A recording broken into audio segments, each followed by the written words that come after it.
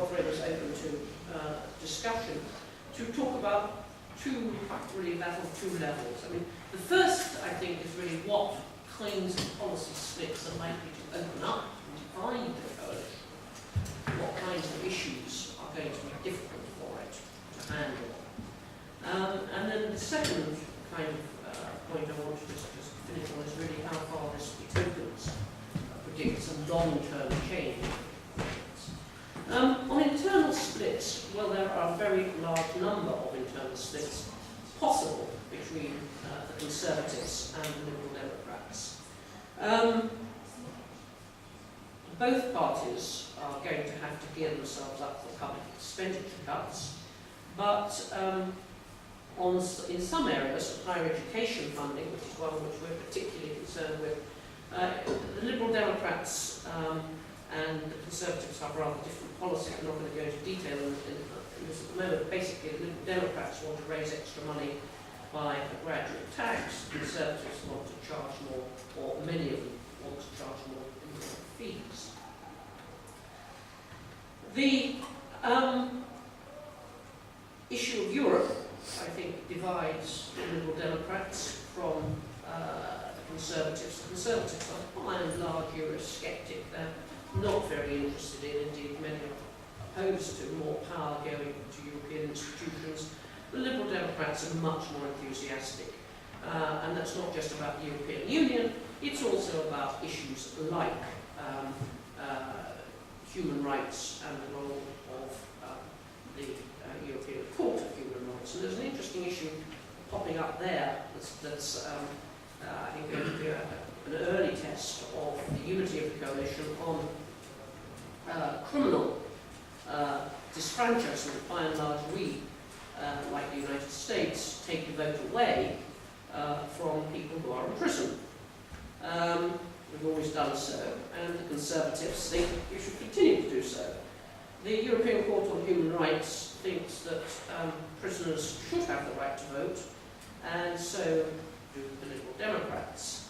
And electoral reform and the whole range of issues relating to voting now fall under the bailiwick, under the jurisdiction of Mr. Clegg and his Deputy Prime Minister's office.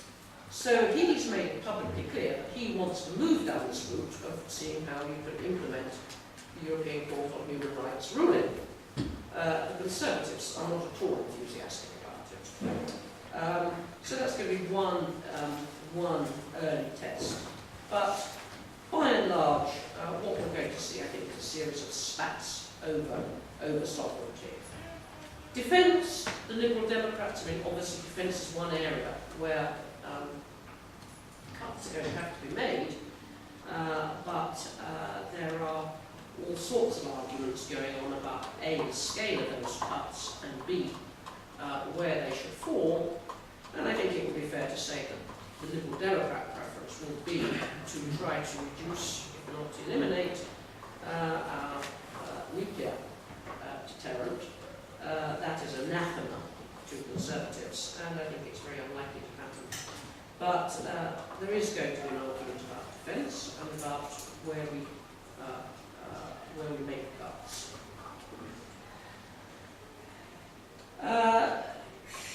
I suppose the big, this leads on to my last part of my remarks, the big unknown is what's going to happen about what the Democrats wanted to see from this. The Democrats want to see from this coalition, which is electoral reform. There is a bill before Parliament to have a referendum on whether we should abolish our first-past-the-post system and move to the alternative vote, which is something which the Liberal Democrats would like to see, but which again there is real opposition in the Conservative Party towards introducing. There are two things that have happened.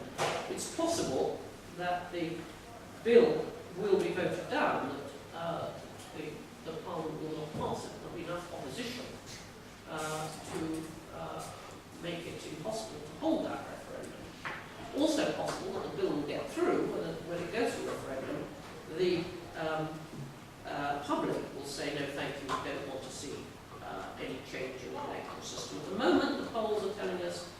that the majority of the public is undecided about electoral reform, but if it's edging anywhere, I'd say it's edging towards opposition to electoral reform.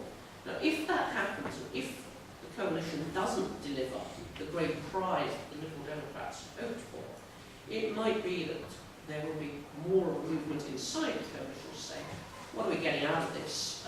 We're getting a lot of unpopularity in the country. I've got some recent poll figures down here. The Liberals have really suffered in terms of the period since May to October. Most of their voters said that they would not have voted Liberal Democrat, large numbers that they would not have voted Liberal Democrat, had they known that what would be the result would be a Conservative Liberal Democratic coalition. Whereas the majority of Conservative voters, around 84%, said, well, we would prefer the pure Conservative government, but we still have voted the way we did if we'd known it had ended up in coalition. The Liberal Democratic percentage vote has gone down by about 10%. It looks as though that vote is being squeezed. Polls are very, very volatile, and it doesn't tell you very much. But I think the Liberal Democrats are going to get nervous if it appears that being in coalition makes them unpopular, and that's what seems to be happening. How long will they want to stomach remaining government remains to be seen. But those are, I think, some areas where we're going to see lots and lots of tension. We've seen already, of course, that some interesting changes inside government, but I think about that perhaps people are interested in question time. What I think and what I want to end on now is we say this election could be, I'm not saying it will be, a redefining election. It's possible that from now onwards we will have coalition governments, not single party governments, that will look a bit more like many continental countries. There's a bill going through Parliament at the moment to move us to fixed term parliaments. And it's possible that what has always been seen as the traditional character of British government and the Westminster model of politics, it was adversarial, and it was entirely between the government on the one hand and the opposition on the other, that will change, and that will not merely have, obviously, a governing coalition versus the opposition is sort of the way, but that there'll be much more speculation about the wheeling and dealing over policy within the coalition than there's ever been in terms of single-party government. And perhaps people's voting patterns will change to reflect that. In other words, the mould, the traditional mould of British politics may have been broken by the 2010 election. Of course, it could be that the coalition will collapse. Everybody will go back to their tribal narratives, their tribal truths, and that politics will revert to normal in Britain. I don't think so myself. I think 2010 is in fact a dividing line, and I think there are going to be more profound changes happening. So if I come back again, test that. But I've spoken for too long. I hope I wasn't speaking too quickly. But very happy to take questions. Thank you very much indeed. I must remember to be very careful about this until we Yes. Not a cabinet table. Thank you, Julian. I wonder if I can start by